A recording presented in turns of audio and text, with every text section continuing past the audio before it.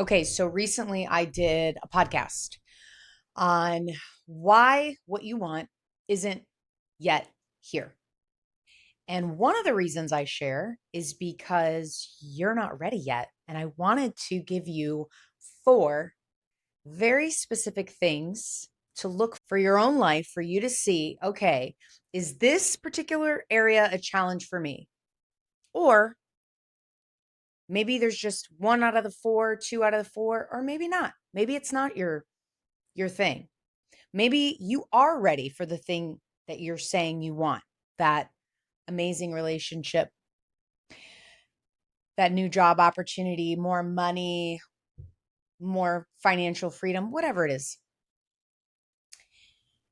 But if you think I might not be ready, I don't know, maybe I'm not ready. Like, what does that look like to be ready? I want to go over four. And I have my notes over here so I don't forget anything. So, number one clue you're not ready for what you're saying you want is that you're still responding from a wound. What do I mean by that? Well, you might have been betrayed. So that means you might have trust issues. You might not have been taken seriously. You might have been overlooked for an opportunity. You might not have been valued either as a team member or in a relationship. Something happened to where this thing really hurt you. And so then when you go into the next thing, you're carrying that into the new. So instead of responding fresh, neutral, clear, you're responding from the wound. Recently, I had this revelation. I was like, "Oh my goodness. This is an example of coming from a wound that I had no idea I was doing." So I was chatting with a friend and I noticed that this friend didn't always share as much information. I noticed that they knew way more about me than I knew about them. And so I said, "Hey, I have a question for you.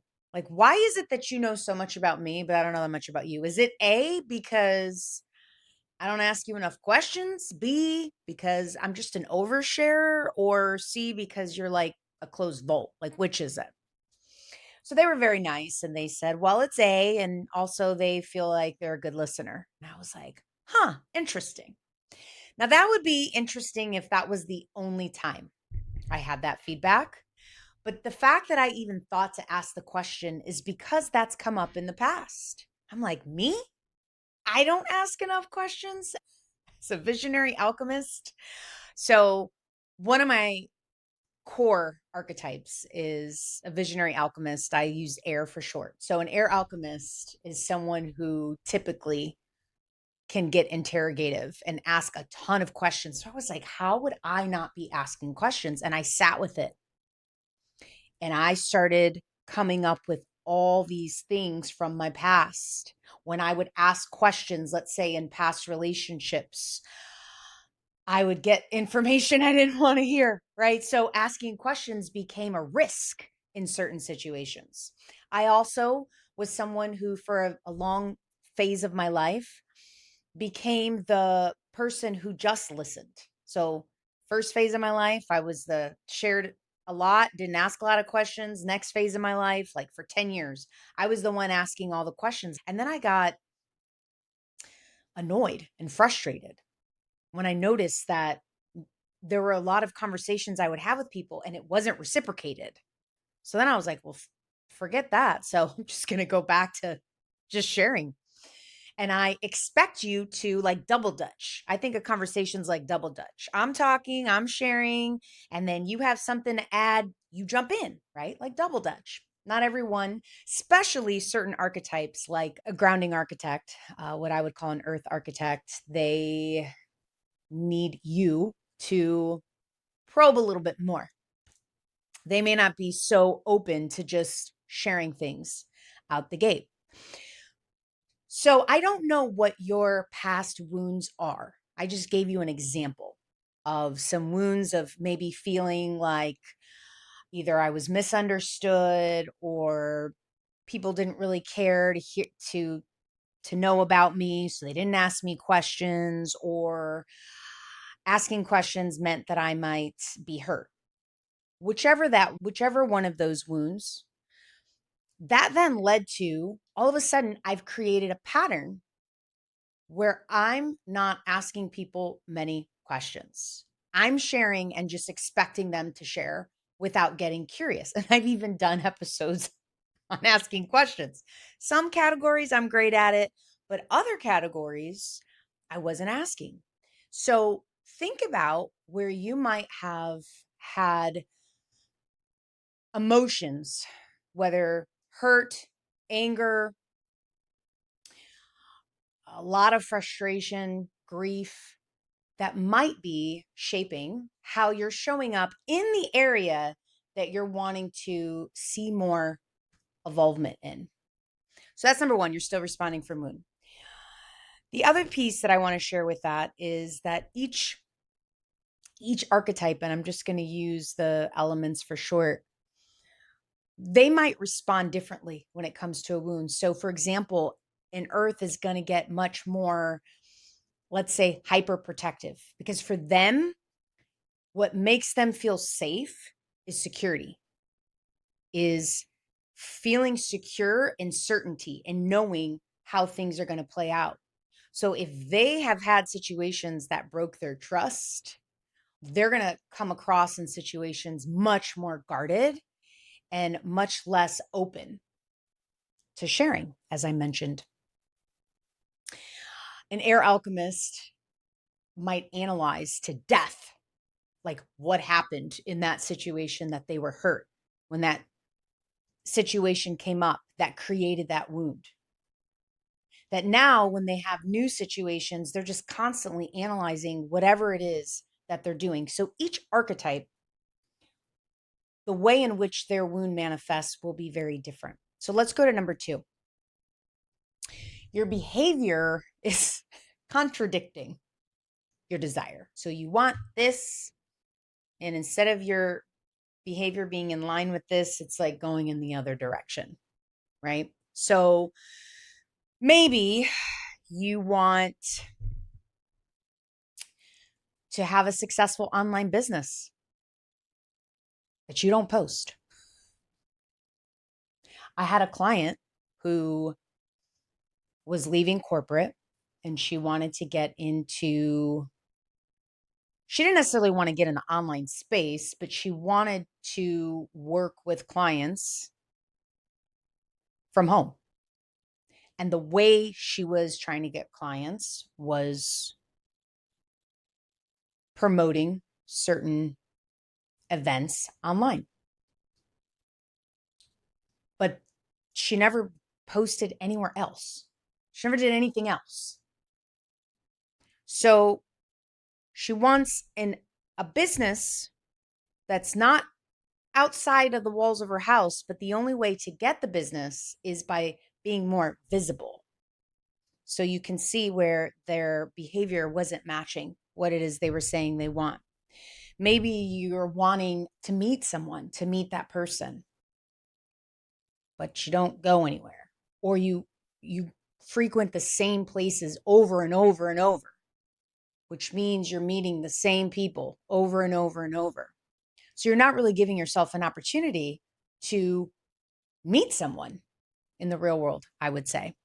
Or you have a goal for better health, but you haven't taken any action to make any changes, whether through your physical activity, your nutrition, any and all of that, taking care of your mental health.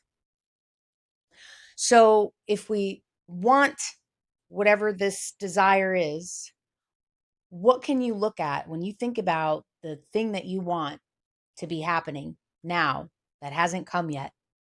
And you think about the actions you did yesterday or this past weekend or today. Are they in connection to what it is you're saying you want? That'd be a question to check. The third would be, you can maybe call it in. Maybe that thing you wanted has come and then poof, it left pretty quick. So you couldn't hold it. So we want to be able to hold what it is we say we want. So if you want more money, you don't just want it to come in and then leave. You want to be able to sustain that money. But if we don't have the capacity, the nervous system that is able to handle what it is we're saying we want, we will sabotage it or it won't come in. For example, if you're saying, I want to have more visibility because I'm growing in my business or I'm expanding in my business, but then on the other hand, you don't want to be judged. You're afraid of what people are going to say about you. You're afraid of people who aren't going to like you because all those things are going to happen. The more we're out there, we're all different. Humans are different. So there's people that we're going to feel resonant with, and there's people that are going to polarize us. That's just human nature. So the more visible you are, knowing and accepting that you're not going to be loved by everyone and that you will be judged is par for the course. So you have to be able to reconcile that, and you have to be able to handle judgment, what people say, and be able to just go like this, roll it off your back. And if you haven't had a lot of opportunity, if you haven't put yourself in places to be judged, then you might not get opportunities that's going to put you on a grand scale. So for example, if you want more visibility and you've never posted or you've never given a talk ever, you're probably not going to go from that to speaking to a crowd of 10,000 people. Probably not. I mean, your system, your nervous system might have a strong reaction to that. And so there are things that you can do to start getting yourself prepared to be able to handle the thing it is that you say you want. So whatever that thing is, what are some micro steps that you can start doing, exposing yourself? I've been doing a series of videos on exposure therapy. I just started. I've done 3. So putting myself in situations that I haven't before to stretch my sense of comfort, put myself in a little bit of discomfort, because that will allow me to hold more. So another example might be you want more intimacy. Oh, I want to be really close and I want to have a lot of depth with someone, but yet you're not willing or practice in vulnerability, because vulnerability means that you're sharing something with someone and there's a risk involved, a risk that you might be misunderstood, a risk that they may not care in what you share, or they might not be able to hold it.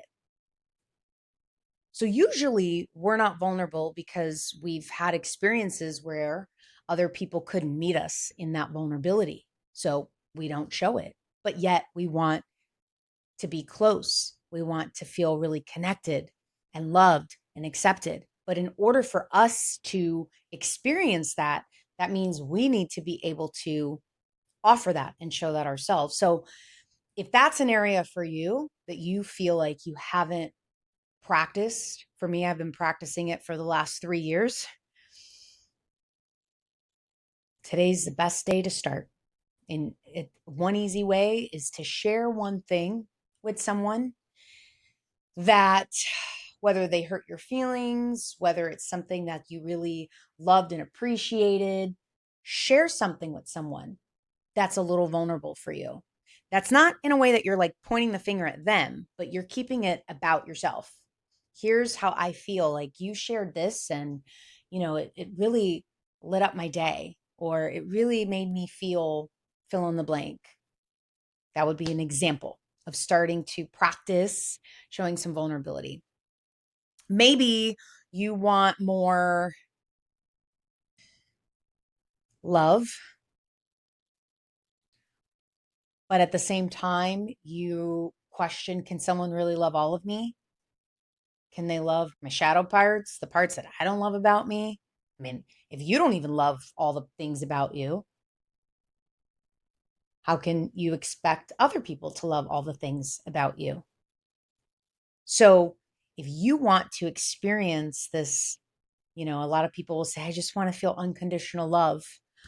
We are human, but I think for us to feel, the more we can feel love and accepted, it starts with having love and acceptance for ourselves and the parts of ourselves that we might view as flaws or we don't want other people to see. Okay, so that's about, you can call it in, but you can't necessarily hold it. So when something good happens,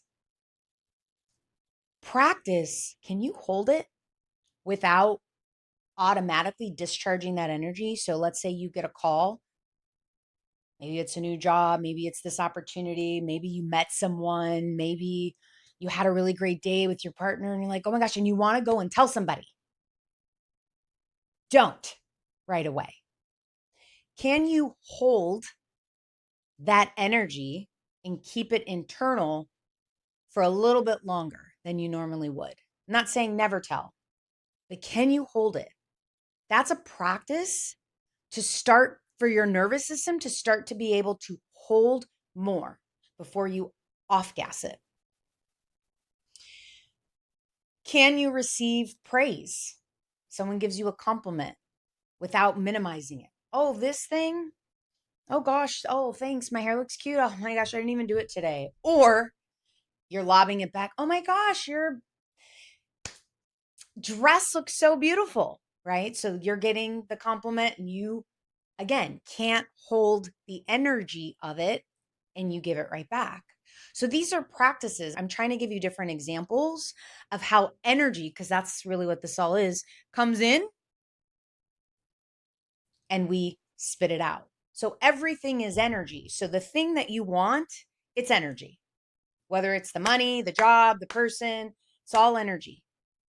It's energy that's made up of different things, but it's energy. So if you want to be able to bring that to you, if it's not here yet, we're checking in to see where are there areas where I'm having trouble holding the energy and I'm giving it out really fast. So we want to practice to hold things even more. So money, maybe you get money, you get a check in the mail you didn't know, you got this gift card and you're quick to give it to somebody else. Hey, I got this. Do you want to go here? And so you're saying you want this abundance of money and as soon as it comes, you're ready to give it away. So we want to start getting comfortable holding more energy. And then the last one I will share is you're still checking for evidence that you don't have it, right? So the last one, number 3, was more about capacity. Can you hold it? This one's more about, are you expecting it? Are you looking for it? Or are you looking for the fact that it's not there? Meaning you're constantly saying, yep, I didn't hear from them. I knew it. I knew that was going to happen. Yep, I got another bill in the mail. I knew, getting an extra commission just was going to go out somehow. So where is your mindset in expectancy on the thing that you want? Are you looking for evidence that it's coming, that it's here? Remember, everything's energy. So are there shades or representations of this thing in other forms? Might not be this yet, but in other forms that you can start paying attention to, looking for that evidence, because your brain's always going to search for whatever it is you're telling it, whatever your belief is. So if you're expecting things to not work out, the brain's constantly going to look for clues to prove you right. So are you expecting for it to work out, that it is coming? So when you order something from an online thing, you might check if it's supposed to come Sunday. You might check, did it come? But you don't order it and then immediately go outside and you're like, well, where's it at? And then 10 minutes later, go back out. Where's it at? And then another 10 minutes later, where's it at? Like, that would be ridiculous. Of course you wouldn't. You know it's coming. It's on the way. So when you think about the thing that you want, are you expecting it's coming, or are you constantly like, it's not here? And you're telling everybody, yep, I don't have that. Yep. Maybe I'll just be alone forever. Yep. Yeah, this thing isn't working out. Maybe I need to go and figure out a plan B. Yep. Where is your focus on? Expectancy or doubt? So this went way longer than I had expected, but I wanted to give you these 4 different ways that you can start looking at, am I ready for what I'm saying I want? Am I really ready? Are there things I can be doing to become more ready, to prepare myself for this thing so that when it comes, I can hold it, I can handle it? And because then, of course, you're going to be up leveling from there. We're constantly up leveling. So if you feel like you're in a place where you've been you've been stagnant, you haven't up leveled in a hot minute, then this is your opportunity to check where you can start to prepare yourself, prepare your nervous system, expand your capacity. I talked a little bit about archetypes. And so if you're curious to how you might be showing up in these 4 different ways, whether it's wounds or capacity or expectancy, or you can take the free energetic frequency archetype quiz. I'd love to hear if any of these spoke to you more than another. In what way did it? How are you going to work on this? I think the more we share our experiences, the more, 1, we don't feel alone. And 2, your idea might give someone else an idea.